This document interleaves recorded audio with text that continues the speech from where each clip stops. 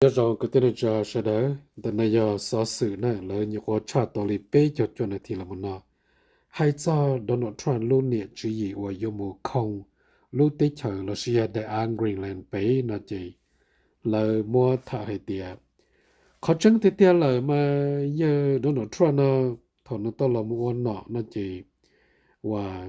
ในเตาเสนอนะเตาเสนอมุยว่า在安 Greenland 的那呢？จะนักวิธีมาไม่อีมานุนดาวลีเนาะนมูไม่เนาะนะเดี๋ยวสิถอนนมูไม่เนาะที่นมูแผ่นกันเนาะไอจีเตียที่จีเตาตัวเสียสาเนาะจะเนี่ยที่ลิมูแผ่นกู้ละแผ่นกู้จะอย่าแผ่นอาจจะเลยอยู่คู่ละมาเนาะไอที่ลิสายเวนเทียนเนี่ยพอเวนแล้วจะนำมุโตไปไอมูว่าจะเขาหรือกุ้งซอลินี่นอนดาวแต่สิตัวเลยเขาจังเตเลยกูมุนอย่างแล้วจะคอมเมนต์ที่กูลง Fox News ให้เนาะนำมาแล้วให้เตียปะเท่า Donald Trump ตุนใจเนาะนำมาในจอนี้เนาะในยาอีตัว rare statement ในยาตัวเต้นในวันละหลวงว่าใจอาเลียเต้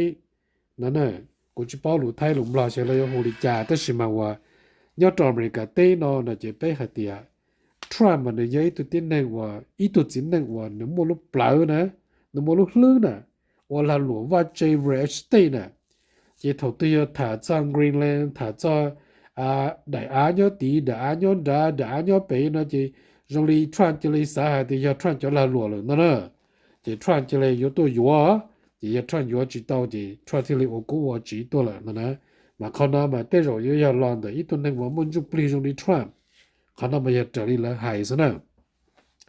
chỉ cú màเขาphê thế cú màเขาrong thếเขาrong mà rong khó thì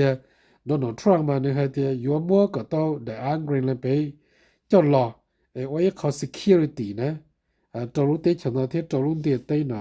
แต่ชีหนึ่งเจ้าตู้จอกตู้ปัวเทียหนึ่งเจ้าเธอเจ้าตู้ปัวมาแล้วก็ให้เตียจะเป็นแต่ชนะอเมริกาเตตู้มากองทัพยอดท่องด้วยยอดจะเป็น Greenland ไปแล้วตู้มากองทัพยอดไปที่ชีเนี่ยจะเป็นสิ่งไปอยู่ขโมยที่จะปลอบพาตู้ซะเนี่ยอย่าพ่งยืนน่ะอย่าอยู่อย่าอีตู้นั่งอยู่มัว我看到了对就有这个我就这那么可能我也考给几种天怎么的写变在还得有原因的了一路先影响多少那还里的呢一路先影响飞龙你的呢也都飞龙了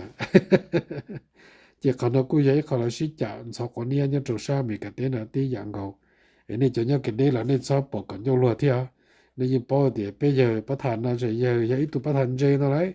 因为要保 real estate nhân để tới chờ có từ nữa chỉ là cái tiền nữa sao luận rõ nó lấy因为只来教了是要你只来 offer 有有天那同那个有价个只摸到你只能还有个问题多天的呢mà你要từ tiền này mua lúc lúc hậu muốn chụp plei nhất là luận real estate là cái này nè cũng mà thả trong niệm lòng đi nó hay tiền nó chọn là nó sắm mà ô tô xóa trả xóa ya nó mua mai ý có chỉ ok chỉ nó tôi mai ok xong đã chỉ mà ở cái chỗ cái gì này một lúc bấy tuổi thiên đàng nữa nè, cái tụi bắt thâu nè mà nên chơi cái nó lại hành đó nè, tôi cho nè.